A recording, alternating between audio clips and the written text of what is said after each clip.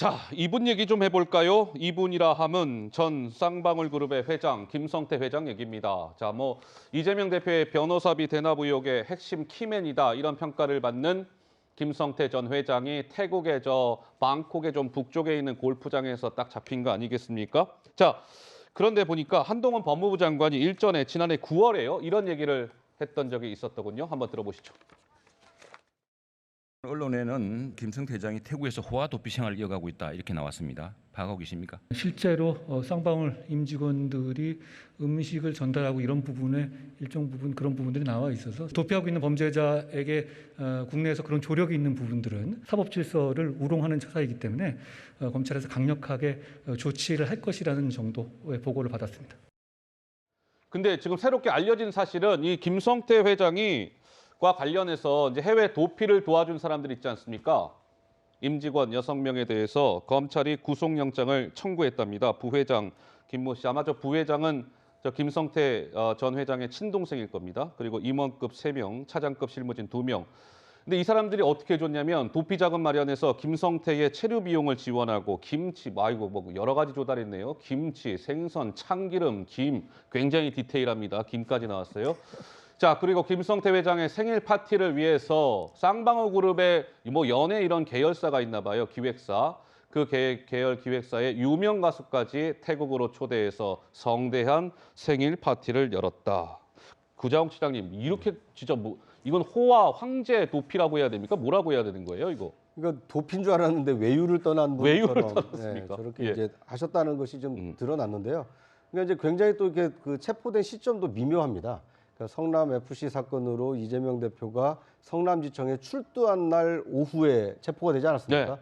그러니까 어떻게 보면 성남 FC 사건의 경우에는 이 당사자인 이재명 대표가 직접 검찰에 출두해서 조사를 받았기 때문에 이거에 대해서 더 수사하기 위해서 구속영장을 청구할 거냐 말 거냐, 그리고 구속 여부와 상관없이 재판에 기소할 거냐 말 거냐, 이것이 남아있다라면 지금 또 다른 이재명 대표를 둘러싼 새로운 사건 하나가 무럭무럭 자라나고 있다는 느낌을 주고 있습니다. 무럭무럭 자라나고 그렇습니다. 있습니다. 왜냐하면 쌍방울 김성태 전 회장의 경우에는 예. 변호사비 대납이라는 상당히 큰 액수의 변호사비 대납을 했다는 혐의를 받고 있는 당사자인데, 이분 당사자가 지금 해외이긴 합니다만 체포가 됐다는 것은 앞으로 국내로 송환이 돼서 검찰 수사를 본격적으로 받을 가능성이 크기 때문에 변호사비 대납이라는, 지금까지는 수면 아래에 잠자고 있던 예. 새로운 의혹 사건이 수면 위로 드러날 이제 시점이 되고 하고 있다. 이렇게 볼 수 있을 것 같습니다. 근데 이 김성태 전 회장이요, 경호원들까지 대동을 하고 있었다고 하는데 참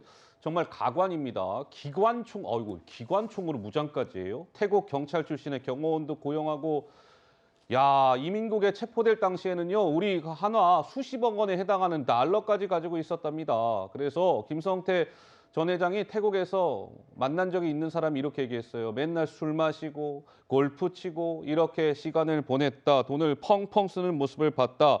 이런 얘기가 나왔는데, 근데 박수성님, 이 김성태 전 회장이 어쨌든 체포가 됐다라는 것은 이재명 대표 입장에서는 굉장히 좀 압박 요소 아니겠어요? 어떻습니까? 그렇습니다. 김성태 전 회장의 혐의가 예. 배임 횡령, 그리고 자본시장법 위반, 대북 송금, 그리고 이제 변호사비 대납, 네 가지 혐의가 있는 것이고요.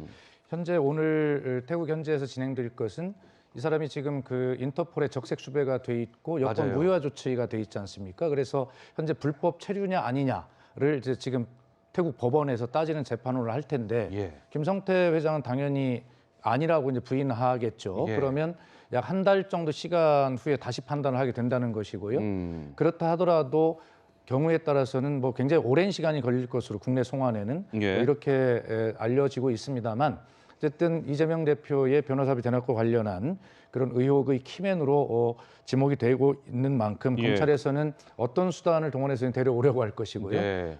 그럴 겁니다. 그런데 하여튼 거듭 말씀드리지만 지금도 김성태 씨가 태국에서 어떤 삶을 살고 있다라고 하면서 정말 우리가 생각할 때는 어이없는 삶을 살고 있는 것 아닙니까? 그러면서 이제 예. 이재명 대표와의 어떤 의혹의 키맨이다 연결을 해서 마치 전체가 부도덕한 것 같은 이런 이미지를 보이려고 하는 그런 의도가 없겠습니다만은 네, 네. 그렇게 보이려고 하는 것은 저는 아니라고 생각하고요. 아까도 이재명 대표가 검찰에서 정진상이 그랬다는 것이냐라는 검찰발 주장 한마디를 가지고 여당의 비대위가 총 나서서 마치 이재명 대표의 인간성에 문제가 있는 것처럼 그런 맹폭을 하지 않습니까? 네네. 그래서 거듭 말씀드리지만 우리 전현 평론가도 얘기했지만 이 경직된 여야 관계 이 문제에 대해서 좀 풀어야 할 책임이 여당에게 있고 예. 이재명 대표의 그 어떤 소위 사법 리스크를 이재명 대표 개인이 해결하라고 여당이 주장한다면 알겠습니다. 이 문제에 대해서 여당도 너무 그렇게 총체적으로 나서서 할 일은 아닌 것 같고요. 예. 그야말로 말 그대로 이재명 대표에 맡겨 주셨으면 좋겠다 예. 그런 생각입니다. 여당 답변하셔야 되겠습니다. 네. 네.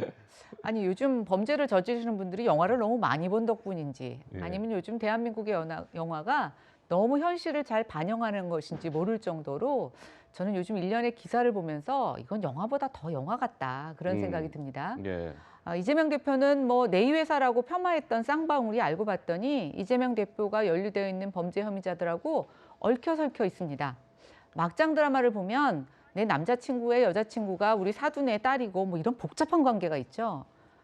이 역시도 정말 그림을 그려보면 한 장의 복잡한 피라미드가 연상될 만큼 복잡하게 연관이 되어 있습니다. 예. 진실은 뭐 드러나봐야 알겠지만 저는 이 사건이 결국 이재명 대표의 또 다른 트리거가 될 것으로 보고 있습니다. 예. 근데 지금 뭐 박수현 수석이나 전 평론가님께서 지금 이런 쌍방울 사태와 관련해서 이재명 대표에 대해서 어떤 인격적 모독을 하고 있는 게 아니냐 얘기를 하시는데 이재명 대표의 인간성은요. 형수 옥설에서 이미 다 판명이 됐습니다. 조카를 변호했던 것도 마찬가지고요. 지금 우리가 보고 있는 것은 예. 성남시장 2번, 도지사 시절에 어떻게 부패한 세력과 시정 능력과 정치를 결탁시켰는지의 사실 여부를 보고 있는 것입니다. 예. 뭐 김 의원님의 이제 개인 주장, 개인 이제 의견으로 하겠습니다.